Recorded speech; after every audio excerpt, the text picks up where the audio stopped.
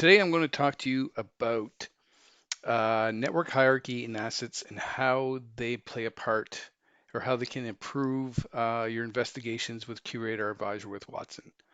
And so the best way, I think, to show you that is to show you the contrast between two similar offenses that have similar IPs. And I'll show you the investigations and I'll show you the way that the IPs show up differently from one that had been investigated after the network hierarchy and assets have been filled out, and how much more information that you can get from from the graph when that information is filled out, and how why it's so important. So let's take a first look at offense number 328. So I'm going to go top over here. So 328, this is the offense 328. So one threat actor, one high value asset. So I'll pop back over to here to the graph, and I'm going to zoom in a little bit. And as you can see, we get this workstation here. It's 10.139.0.2.226, and it's just a picture of a workstation. So if you want to find some more information about it, we click on here. And as you can see, there's just not much here outside of an IP. So if you don't know, if you didn't know like the network hierarchy, then you would know where this was or what the name of it was. Um, and so on and so forth. So I'm going to kick out of here, and then I'm going to go to, I'm going to go over to 329. I'm going to graph the relationships, and that should come up in this window, right? And so we got here, we get the same IP address. So let me zoom back in. Get the same IP address, 10.139.0.226. And when you click on it and look at all the information here. Now we have a name, Dallas Tower A, third floor, number 4, workstation number 42, and it's got a network group, and the network name is the workstations in Dallas. So immediately, just by having the asset information filled out and network hierarchy information filled out, just by one click, you know a lot more information about this node in the graph than you would if you didn't have it. And so let's take a look at some other ones. I'm going to look at, sorry, let me go back to 328, graph the relationships.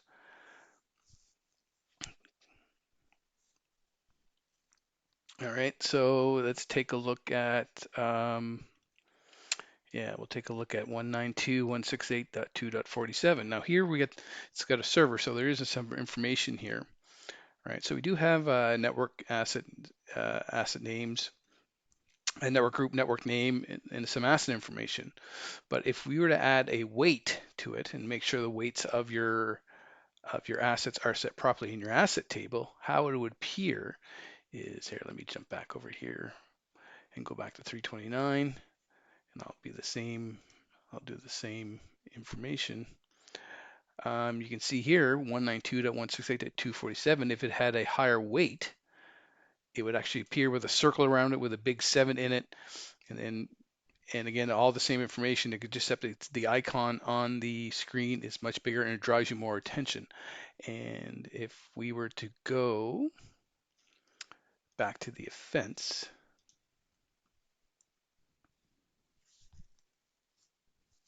instead of one high value asset, there will be two, right? So with having your weights set up properly inside your asset table, even just looking at the offense, you're going to have much like it's a little bit of extra information. Um, so if you don't know how to do an asset, you just go to the asset tab over here.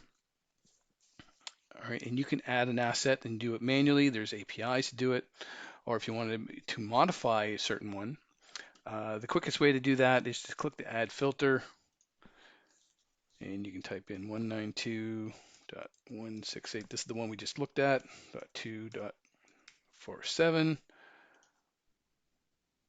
And when you click on, it brings it up, and if we edit the asset, and you can just edit how you see fit. And the change I made was asset weight number 7, and it's simple as that.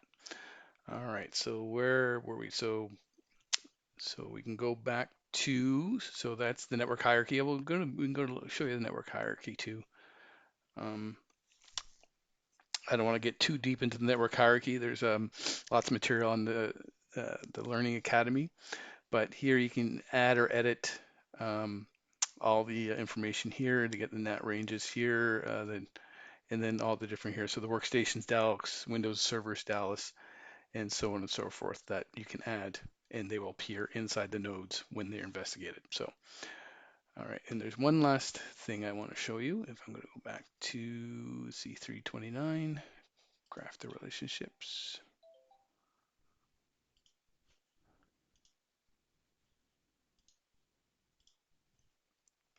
Right, so this one down here.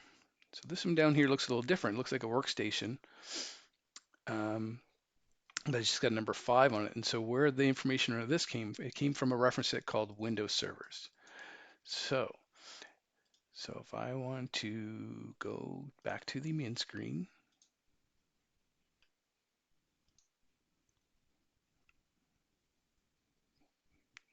go to reference set management,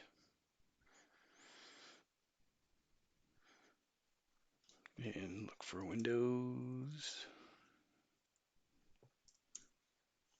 go look Windows servers.